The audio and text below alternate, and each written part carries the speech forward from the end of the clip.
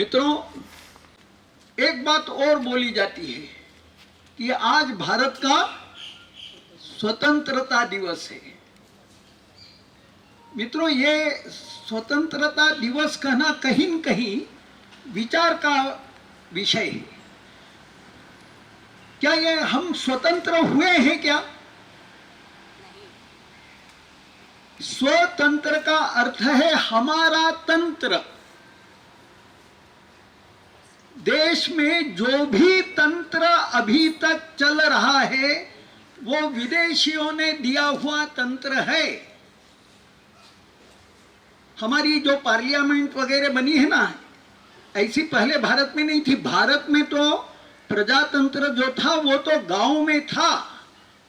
ग्राम पंचायत के माध्यम से सर्वसहमति का लोकतंत्र चलता था ग्राम पंचायत के चुनावों में। हमारे यहाँ लोकतंत्र था, किंतु वो पंचायत स्तर तक कायम किया हुआ था। कभी कभी गणराज्य भी बने, किंतु प्रजातंत्र सर्वसहमति का प्रजातंत्र भारत में रहा है। 49-51 का नहीं। अंग्रेजों ने जो हमें पार्लियामेंट्री सिस्टम दिया है, डेमोक्रेसी बताई है, इसमें 51-49 वाला तंत्र है। 49 कहेंगे तो गलत है, 51 ने कहा तो वो बिल्कुल सही है। विचित्र बात है भाई, किंतु ये लोकतंत्र हमने स्वीकारा है। पंचायत व्यवस्था ध्वस्त हो चुकी 70 सालों में। अब ये मोदी जी वगैरह कुछ उसे ठीक कर ले तो कर ले, अन्यथा 49-51 के आधार पर जो चल रहा है पंचायतों में, अभी किसी भी पंचायत में ढंग से काम नहीं होता। जो राजनीति है डेमोक्रेसी के नाम पर दी हुई हमें पार्लियामेंट्री सिस्टम वगैरह के द्वारा, उसके कारण पंचायतों में काम नहीं होता है मित्रों। जबकि इस देश में दिल्ली में डलहौजी बैठे या विलियम बेंटिंग बैठे या महादजी सिंधिया यहां का कारोबार चलाएं, देश के पंचायत, देश के गांवों का कारोबार सारा पंचायतें चलाती थी। गांव का कोई व्यक्ति भूखा नहीं मर सकता था, पंचायत देखती थी। अंग्रेजों ने लिखा है कि यहां के हर एक गांव में विद्यालय चलता था। अंग्रेजों ने लिखा है। पुराने आर्काइव्स में 1823 के आसपास के कागजात अगर देखोगे तो पता चलेगा, अंग्रेजों ने गजट में लिखा है कि यहां के हर एक गांव में विद्यालय चलते हैं। और विद्यालय चलाती थी, विद्यालय की चिंता करती थी ग्राम पंचायत। यहां तालाब बने हुए थे गांव-गांव में। हमारे मध्य प्रदेश का एक टीकमगढ़ जिला है, 80 तालाब एक जिले में, और भी हर जगह जगह ही तालाब थे। तालाब पीडब्ल्यूडी या इरिगेशन डिपार्टमेंट नहीं देखता था, ग्राम पंचायतें देख लेती थी। कौन सा तंत्र ऐसा है आज जो हमारा है ऐसा हम दावे से कह सके? क्या एजुकेशन सिस्टम हमारा है? प्रयत्न किया है अभी नई सरकार ने कुछ नई शिक्षा पद्धति में बदल करने का। हमारे तंत्र का विचार इसलिए नहीं हुआ कि इस देश में जो सरकार 15 अगस्त के बाद आई, ट्रांसफर ऑफ पावर हुआ 15 अगस्त को, सत्ता अंग्रेजों ने उनके जो प्रिय लोग थे उनके हाथों में सौंप दी। मैंने कल बताया था एक भाषण में कि माउंटबेटन को क्लेमेंट एटली ने जब कहा कि भाई तुम सत्ता अब लोग वहां भारतीयों को देने वाले हो, तो ये देखो कि सत्ता किसी अंग्रेज के विरोधी व्यक्ति के हाथ में न जाए। माउंटबेटन भारत के लिए नियुक्त हुए थे, भारत आने वाले थे। तो माउंटबेटन ने क्लेमेंट एटली जो इंग्लैंड के प्रधानमंत्री थे उनको कहा कि आप बड़ी मजेदार बात कह रहे हो। अरे भाई ये तो स्वाभाविक मैं करूंगा, ज्यादा हुई बस, ठीक है ना, कि सत्ता उन लोगों के हाथ में सौंप दूं जो लोग इंग्लैंड के दुश्मन हो, इंग्लैंड के बारे में अच्छा भाव न रखते हो, उनके हाथ में नहीं दूंगा सत्ता। सत्ता तो उनके हाथ में दूंगा जो इंग्लैंड के चमचे हो, जो अंग्रेजियत को पसंद करते हो, जिनको अंग्रेजियत ही पसंद आती हो। अभी हमारे एक वक्ता ने कहा ना, अंग्रेजियत को जो पसंद करते हो, जिनको भारतीयता से घृणा हो, जो हिंदुओं को गालियां देते हो, जो हिंदू संस्कृति को बर्बाद करने पे तुले हो, जिन्होंने भारतीय हिंदू संस्कृति को बदल करके भारत की विशेषता को मिली जुली संस्कृति बोलना चालू किया। अरे दुनिया के देशों की मिली जुली संस्कृति है भाई। भारतीय संस्कृति यानी वैदिक संस्कृति, आर्य संस्कृति, सनातन संस्कृति, यज्ञमय संस्कृति, हिंदू संस्कृति। हमें सिखाया जा रहा है हमारी पुस्तकों से कि हमारी संस्कृति मिली जुली है। We have a composite culture. What nonsense. Every country, दुनिया का हर एक देश, उसका कहीं न कहीं कल्चर मिला, उसमें कुछ ना कुछ मिलावट तो हुई है अन्य लोग आने से। कोई देश ऐसा बेवकूफी भरा शब्द प्रयोग नहीं करता है जो हमारे देश के शासकों ने हमें सिखाया। कंपोजिट कल्चर, गंगा जमुनी संस्कृति, क्या शब्द है ये। संस्कृति गंगा जमुनी होती है। संस्कृति गंगा की धारा के समान होती है। उसमें कई नदियां आके मिलेंगी, यमुना मिलेगी, किंतु गंगा गंगा ही रहेगी। बोल दिया ना।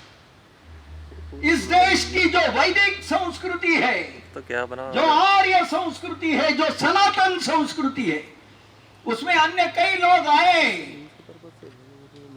उनकी संस्कृति भी कुछ ना कुछ मिलती ही गई, किंतु यह संस्कृति वैदिक संस्कृति है, आर्य संस्कृति है, सनातन संस्कृति है, यज्ञमय संस्कृति है, त्यागमय संस्कृति है। कोई तंत्र ही हमारा सारा नष्ट करते हुए कहा गया कि हम स्वतंत्र हुए। मित्रों, कुछ प्रयत्न अब चालू हुए स्वतंत्र बनने के। स्वाधीन हम जरूर हुए, हम स्वाधीन जरूर हुए, किंतु स्वतंत्र होने की अभी आवश्यकता है। और वो होने की दिशा में हम अब बढ़ना शुरू हुए। नई सरकार, मोदी की सरकार आने के बाद अब इस दिशा में प्रयत्न चालू हुए। अब भारत अपने मूल स्वरूप में जागरूक होकर आगे बढ़ रहा है। यह बात आई हिंदू राष्ट्र, और भी स्वाभाविक है किस आधार पर बंटवारा हुआ। मुसलमानों ने हमें अलग देश चाहिए करके पाकिस्तान बनाया है ना। बचा हुआ देश हिंदू राष्ट्र है। यह कहने में शर्म काय की है। यह हिंदू राष्ट्र है। यह बोलना सहज रूप से होना चाहिए। हम अपने मित्रों में बैठे बोलते हुए अगर बात निकली, कहें ये हिंदू राष्ट्र है। हम ऑफिस में बैठे बात निकली, कहें डट कर। उसी के लिए इन्होंने कहा कि वोकल बनो, मुखर बनो। हिंदू मुखर होना चाहिए। हिंदू चुप रहता है, बोलता ही नहीं है। लोग कुछ भी बोलते हैं, हिंदू चुप रहता है, सुनता रहता है केवल।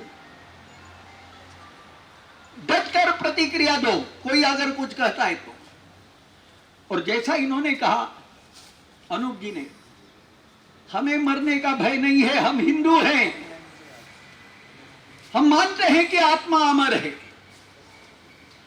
अगर हम हिंदू हैं तो हमारा दृढ़ विश्वास चाहिए आत्मा अमर है। और यह बात असत्य नहीं है, वैज्ञानिक दृष्टि से सत्य है कि आत्मा अमर होती है। इसलिए हिंदू को मरने का डर नहीं होना चाहिए। डर तो उन्हें होना चाहिए जो मरने के बाद अल्लाह की डुगडुगी जब बजेगी, कयामत का दिन जब आएगा, तब तक कब्र में पड़े रहने वाले।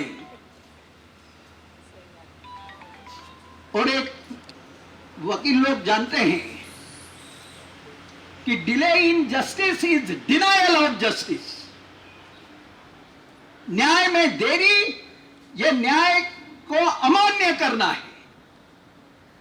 यह बिल्कुल गलत सिद्धांत है कि लोग मरने के बाद उस कब्र में पड़े रहेंगे। कयामत का दिन आएगा, अल्लाह ताला डुगडुगी बजाएगा, कब्रें तोड़ तोड़ करके रूहें उनके सामने आएगी और पैगंबर साहब बताएंगे कि इसने सवाब किया है तो ये इसको जन्नत में भेजो। ये सब विचित्र बात है भाई, ऐसा नहीं है। आत्मा अमर है, हमारा विश्वास है, इसलिए किसी हिंदू को डरने की बात नहीं है। इस विश्वास को किंतु मन में कायम करे।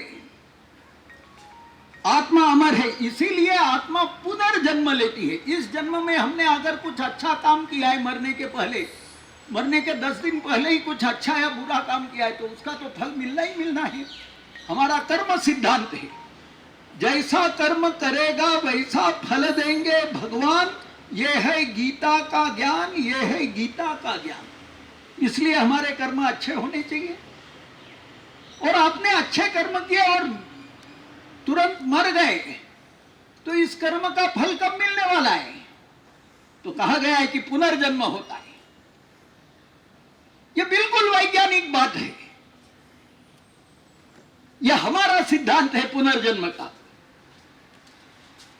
तो मित्रों, भारत रक्षा मंच जो बना है, जैसा हमारे डॉक्टर सिंघल साहब ने बताया कि सीमा की रक्षा तो, भारत के सीमा की रक्षा तो पुलिस, ये सेना, सीआरपी वगैरह कर लेगी। भारत में अंदर भारत की संस्कृति, भारत का समाज, भारत के समाज में रीढ़ की हड्डी बना हुआ हिंदू समाज, इस हिंदू समाज को ही कमजोर करने के प्रयत्न चालू है लगातार। 70 वर्ष अंग्रेज जाने के बाद भी इस हिंदू समाज को मजबूत करना होगा। इस देश का तत्वज्ञान यह सनातन धर्म पर आधारित है। इस देश की संस्कृति यह वैदिक धर्म, सनातन धर्म पर आधारित है। इसको मजबूती लानी होगी। यहां की भाषाएं यह संस्कृत से उद्भव है, इसको मजबूती देनी होगी। यह सब करने की आवश्यकता है। इसके लिए भारत रक्षा मंच बनाए। भारत रक्षा मंच भारत की जो वास्तविकता है, भारत के अंदर जो बातें हैं, जिन पर संकट आ रहा है, उसकी रक्षा के लिए बनाए। मैं आप सब लोगों को बहुत बहुत धन्यवाद देता हूं। आज स्वाधीनता दिवस पर आप सब लोग आए, इस गर्मी के अंदर भी आप यहाँ बैठे हैं। आपकी और अधिक परीक्षा न लेते हुए मैं अपना कथन यही समाप्त करता हूँ। बहुत बहुत धन्यवाद।